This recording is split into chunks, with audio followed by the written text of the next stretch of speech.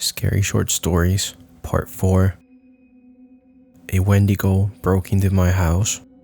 About 3 years ago, I was in Virginia visiting family over summer. We were right outside the DC area and staying in a 2-story house near the freeway.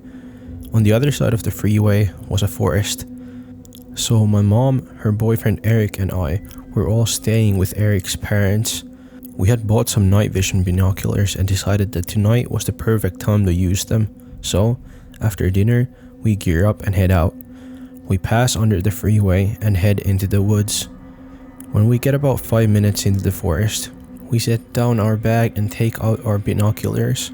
My mom looks around with them for a while, seeing a few squirrels here and there.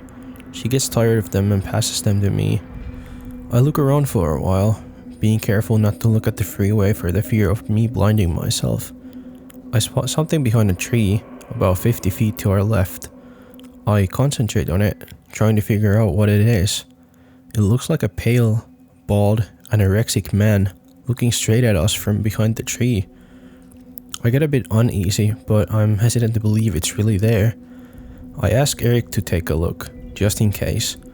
To my despair, he sees it too. He describes it much the same way I did. Now, Eric is a former amateur boxer, and I train MMA almost every day, but neither one of us wants to stick around with that thing. We start heading back to the house, crossing under the freeway. We take another look behind us as a car comes by.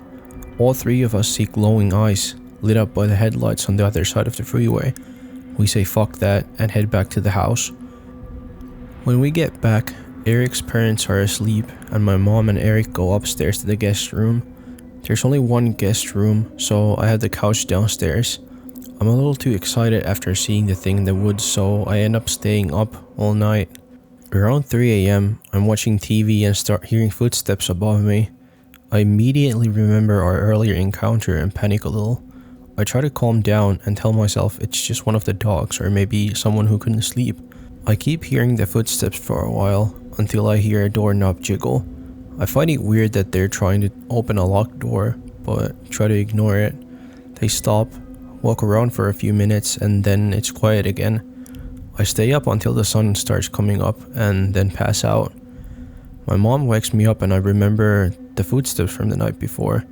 I describe what happened and ask if one of them got up at any time. She says no, and I think it must have been one of the dogs. That is until she tells me the room above me is the office. No one was in the office and the door stays locked at night. My heart sinks as I piece it all together. I don't know if it was that thing for sure, but I think it was. I've done a lot of research since then, trying to figure out what that thing was that night. I found 2 creatures that seemed to match it. I think it was either a skinwalker or a Wendigo. Whichever one it was, I'm just thankful that the door was locked. I know I wouldn't be able to fight that thing no matter how tough I am. Thanks for watching. Like and subscribe for more content.